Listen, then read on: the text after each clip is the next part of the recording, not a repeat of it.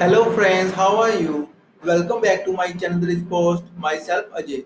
Hope you all are doing good. So friends, in my last video and post, I have told you Reactjs Ecommerce site ad product, and thank you for liking that video and post.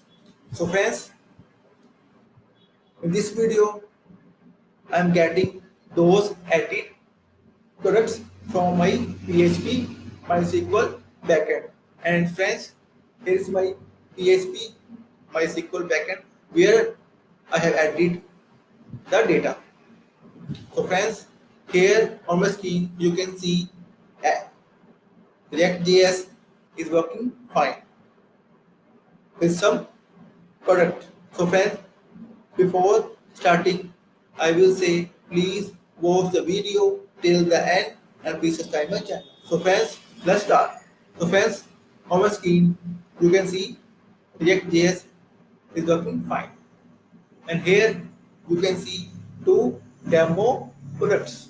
Demo product 1, demo product 2. Images, pricing and description.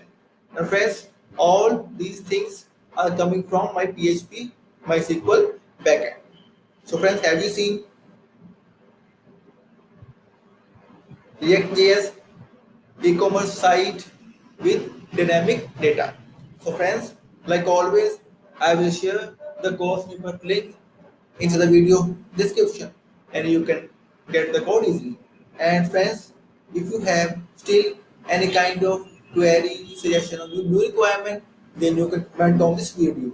Also, you can contact me via my blog. I will share all the detail into the video description. And friends, very important, in my next video and post, I will add here view more button or link. After click on view more, you will see bootstrap model pop up with added product full details. So friends, in the end, I will say thank you for watching this video. Thank you. Have a nice day. Take care. Bye bye.